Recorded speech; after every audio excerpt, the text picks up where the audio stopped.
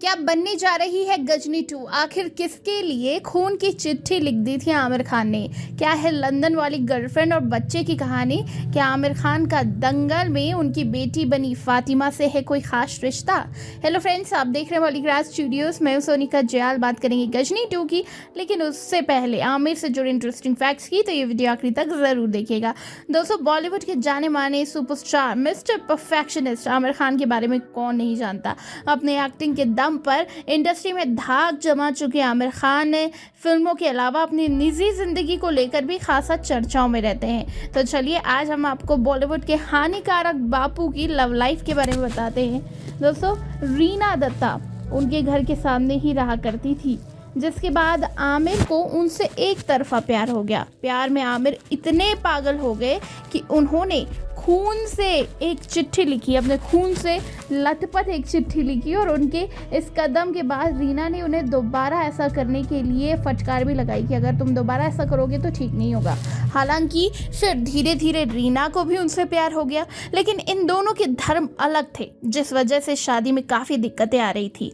फिर भी सबका सामना करते हुए दोनों ने 1986 में गुपचुप शादी कर ली। कुछ समय बाद उनके 2 बच्चे हुए, जुनैद और आयरा। अब सोचने वाली बात यह है कि इतना प्यार होने के बावजूद आखिर क्यों ये अलग हो गए। तो आपको बताते हैं, हुआ कुछ यूँ था कि उनकी शादी के बाद से ही आमिर और उनके सह कलाकारों के साथ लिंकअप की खबरों की वजह से इनके रिश्ते में दरार आना शुरू हो गया, जिसके बाद साल 2002 में दोनों ने तलाक ले लिया, जिसके लिए उन्हें रीना को तकरीबन 50 करोड़ रुपए भी देने पड़े। हालांकि दोनों अभी भी एक अच्छा बॉन्ड शेयर करते हैं और बच्चों से जुड़े निर्णय भी मिलकर लेते हैं।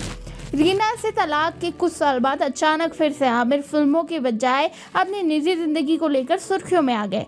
दरअसल एक ब्रिटिश पत्रकार जेसिका हायंस के साथ उनके लिंकअप की खबरें आने लगी, जिनसे वो फिल्म गुलाम के शूटिंग के दौरान मिले थे और साथ में रहने भी लगे थे। कहा तो ये भी जाता है कि दोनों का जान नाम का बच्चा भी है, परंतु रिश्ते में आई खटास के बाद अलग हो गए ये दोनों, और जेसिका लंदन चली गई, अकेले ही बेटे की परवरिश कर रही है। हालांकि इस बात की कोई सच्चाई अभी तक सामने नहीं आई है, ऐसा कहा जाता है।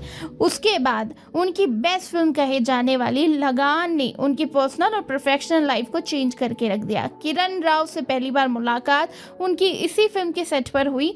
फिल्म के असिस्टेंट डायरेक्टर किरण पर उनका दिल आ गया था। कुछ समय डेट करने के बाद 2005 में इन दोनों ने शादी कर ली। फिर 2011 में सरोगेसी द्वारा आज़ाद राव खान के माता पिता बने।